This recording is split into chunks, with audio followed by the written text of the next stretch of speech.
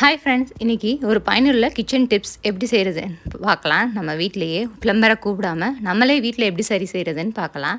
இந்த மாதிரி எல்லார் வீட்லேயும் டேப் வந்து என்ன தான் டைட்டாக க்ளோஸ் பண்ணாலும் இந்த மாதிரி லீக்கேஜ் வந்து இருந்துகிட்டே இருக்கும். இது வந்து ப்ளம்பர் கூப்பிடாமல் நம்மளே எப்படி வீட்டில் சரி செய்கிறதுன்னு பார்க்கலாம்.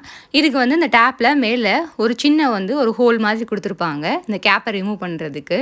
இந்த ஹோலில் வந்து என்ன செய்யணும்னா, ஒரு ஆணியோ இல்லை ஏதோ ஒரு கூர்மையான பொருளை வச்சு நம்ம ஒரு சுத்தியில் வச்சு தட்டினோன்னா அந்த கேப் வந்து ஓப்பன் ஆகிடும். ரொம்ப நாள் ஓப்பன் பண்ணலைன்னா கொஞ்சம் கஷ்டமாக இருக்கும். நல்லா தட்டினீங்கன்னா வந்துடும். கொஞ்சம் அடிக்கடி பண்ணுறீங்கன்னா ஈஸியாக ஓப்பன் ஆகிடும். இப்போ வந்து இந்த மாதிரி அந்த கேப்பில் வந்து ஒரு ஆணியை வச்சு இந்த மாதிரி தட்டினீங்கன்னா அந்த கேப் வந்து அழகாக ரிமூவ் ஆகிடும். இந்த மாதிரி ரிமூவ் பண்ணி எடுத்துக்கோங்க. இப்போ இங்கே வந்து மேலே வந்து ஒரு ஸ்க்ரூ இருக்கும். இந்த ஸ்க்ரூவை வந்து என்ன செய்யணும்னா, ஒரு ஸ்க்ரூ ட்ரைவர் எடுத்து நல்லா வந்து டைட் பண்ணணும்.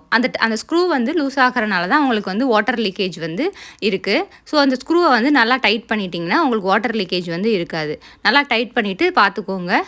பார்த்தீங்கன்னா வாட்டர் லீக்கேஜ் வந்து இருக்காது.